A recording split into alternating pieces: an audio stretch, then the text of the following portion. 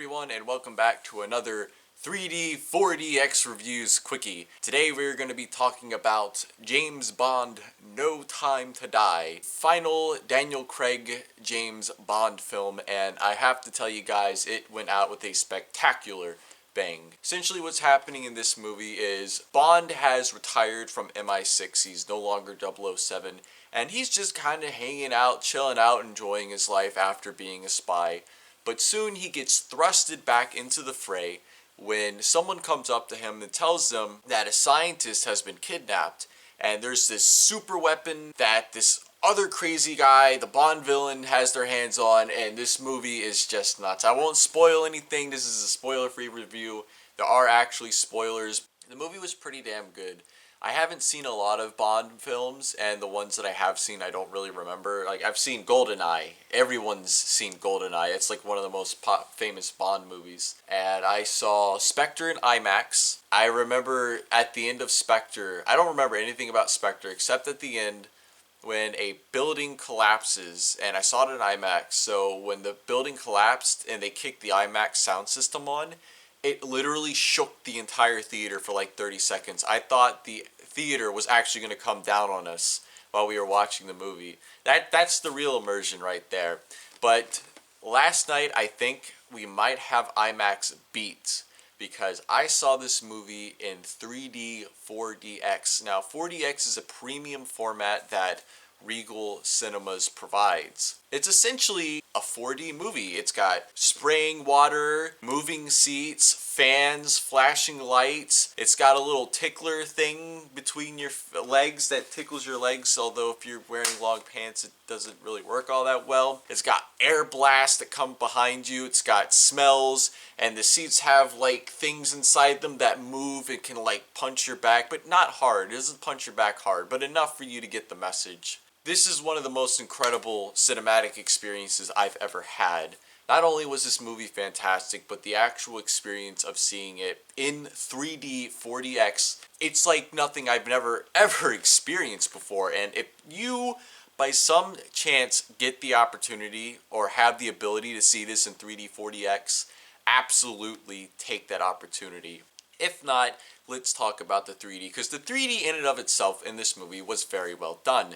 Now, as far as I'm aware, none of the other James Bond movies were released in 3D or made in 3D, and that even includes the ones that came out during the height of 3D. So to have this Bond movie get a 3D release, I think shows a lot about what I've been talking about, where we won't see as many 3D releases, but since the tools are out there, since filmmakers know how to use it, like they never knew how to use it before, we're going to start seeing 3D releases as long as the filmmakers are interested in that. And this is definitely a movie that feels like it earned its 3D release. And I would much rather have a few select, really well done 3D releases than a ton of poorly made 3D movies getting released into the market. This movie has a lot of depth. It has a few interesting moments that pop out, but it's more interested in pushing the movie beyond the screen. Especially the opening music sequence in 3D was absolutely mind-blowing. They really pushed the 3D there. There was a moment where you're looking down this spiral of guns, and the 3D was just so incredibly deep there. It almost hurt to look at a little bit, but it looked really good. There's moments, there's an elevator shaft that they point the camera over, and that's really deep. They have a lot of hyper stereo landscape shots. There's a shot towards the end of the movie where grenades are being dropped onto Bond, and the grenades like pop out of the screen because the camera's pointing up at them. That was a nice flinch-worthy moment. There was a moment at the very end where you're looking at some clouds and then it pushes past the clouds. And since the clouds are so close to you, the ground is like really far away. So that was like a nice, whoa, you know, look how high up we are kind of deal. And the 4D moving seats also helped out a lot too. Unfortunately, they didn't use the water splash as much as they probably could have. There's several moments in the movie where I'm like, yeah, they could have done the splashing, but they didn't, which is fine. The 3D in this movie is very well done. I would recommend seeing it in 3D. There's obvious thought put into it. I think a lot of the 3D releases now are having thought put into them. It's not just do it for the sake of doing it. for the most part. Black Widow is kind of a gray area, but I think so far the 3D releases this year have been really good, and this, I'm happy to say, is another one of them. I'm absolutely thrilled that we got a 3D Bond movie. I never thought that was going to happen.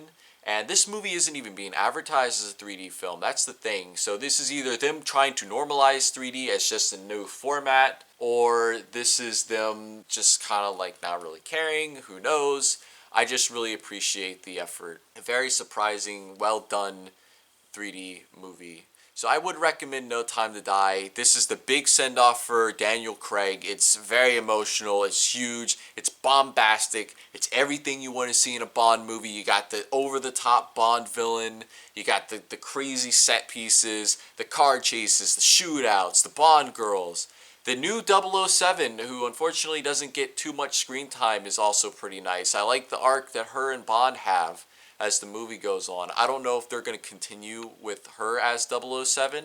It would make sense to do that, but they're probably going to go with somebody else. I've heard rumors that they want Tom Hardy to be the new 007, which, okay, Tom Hardy would make a great James Bond, I think. I think that's all. 3D was really good. The movie was really good. This is a great send-off. If you can see it in 4DX, go see it like that. I'm spoiled now.